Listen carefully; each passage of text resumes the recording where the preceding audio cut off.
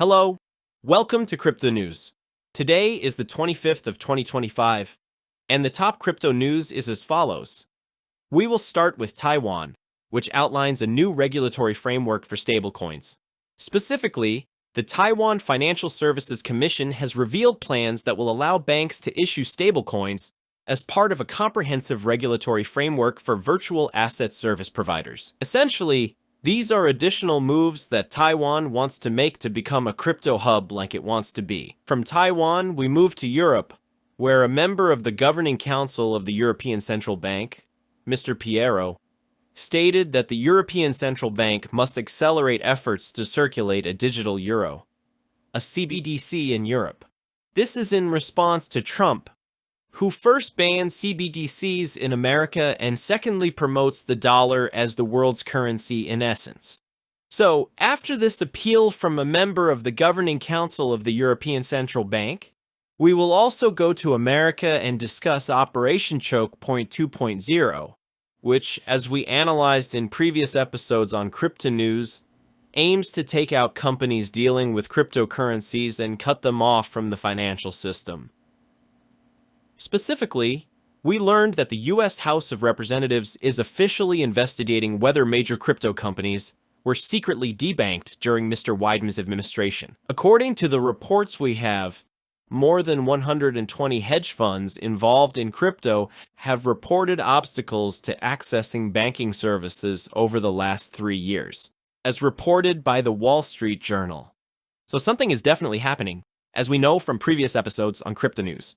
Moving on to our ETFs, we will go to the Bitcoin ETFs, and with full year closings as of January 23rd, BlackRock's Spot Bitcoin ETF had total balances of $154 million and closed the day with $188 million in balances. While for January 24th, we don't know what BlackRock has done, but we have $362 million from the remaining balances. Moving on to our ETF news, we'll go back to BlackRock, where Nasdaq made a modification and essentially submitted a proposed rule change on Friday that would allow for the purchase of Bitcoin from BlackRock's Spot Bitcoin ETF in kind instead of cash. We don't know any more details, and we don't know what else will be used. However, it will be something other than cash, which is an original move for our time. And for our last news on ETFs, we'll go to Grayscale, which has filed for 2 ETFs specifically, a spot Solana ETF, which is the 3rd or 4th in the market, and also for the 2nd worldwide Litecoin spot ETF. Let's mention that Grayscale is a company that has applied for both a Bitcoin and an Ethereum spot ETF and has received approval for both. So, as you can understand, there is a very good chance of getting approval for these 2 ETFs as well. Moving on to the news, we will discuss THORChain today, which is down 43%. The reason for this drop is that THORChain is suspending Bitcoin and Ethereum lending due to liquidity risks. Specifically, THORChain is a decentralized liquidity protocol.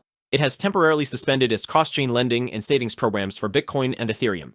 As explained by Mr. Orion, a developer at THORChain, for the sake of LPs and to maintain network stability, we recommend that nodes vote to temporarily suspend THORFi redemptions. The developer added that transactions will continue to operate normally. However, there will be a 90-day pause to allow the community to develop a plan for operational stability.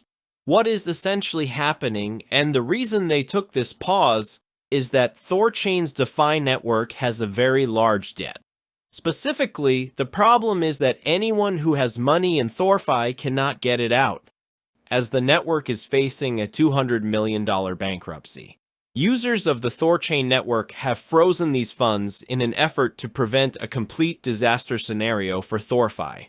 So, THORFi users can no longer withdraw their Bitcoin or Ethereum and other assets, obviously through THORFi, and all of this was done by the community to prevent its complete destruction. And for this very reason, the price of THORChain is plummeting, as you can see. Moving on to our additional news, in addition to THORChain users who seem to be in the red at the moment, other users who are not doing too well are those who invest, and specifically, there are a lot of traders who are losing money in the last 24 hours. Specifically, there is a report of a trader who invested $1 million in Memecoin and saw 90% of his funds disappear in just 2 days, as Memecoins in general seem to be in the red at the moment. Moving on now to Mr. Ross, the founder of Rod, who recently got the green light from Mr. Trump and was released from prison. Let's say now that there is a fund to which you can contribute money to help the person get back on their feet. The website is this one over here, and we also know that Kraken has donated $111.111 to help Mr. Ross get back on his feet. Nevertheless, let's say that Mr. Ross probably already has $47 million in his portfolio, because from what we know, she has 430 BTC on Coinbase, which they sat for 13 years. So they went from being worth nothing to now being worth $47 million. And let's all say that because there is a campaign in God's name to raise money for Mr. Ross, there are also many scams. Since there are scams, especially on Telegram, there have been reported incidents of people pretending to be collecting money for Mr. Ross and calling you to give them the money. But if you get it to them, you will lose it. So if you want to donate money through their official pages only. Moving on now through our last news of the day, we will go to MetaMask, which we learned will expand through other networks beyond Ethereum. Let's say that this is an announcement made by MetaMask. We don't know which networks it will go to.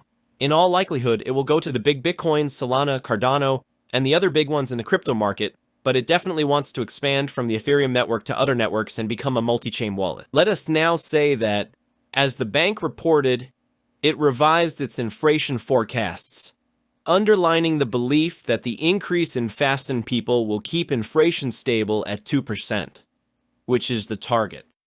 Specifically, it raised interest rates by 0.25%, which is the highest since 2008 when we also had the crisis. It's time for us to go to our beloved crypto market with Bitcoin standing at $104,000. And the latest financial news comes from Japan, where the Bank of Japan is raising interest rates to their highest levels in 17 years. And that's the top news for crypto. Today is the 20th of April 2025. Let me inform you that the content you heard is content created for educational purposes only and in no way constitutes investment advice or investment opinion only. Please subscribe to their channel and leave a comment, which comments can be answered in the episode. Be well, everyone. Have a nice day.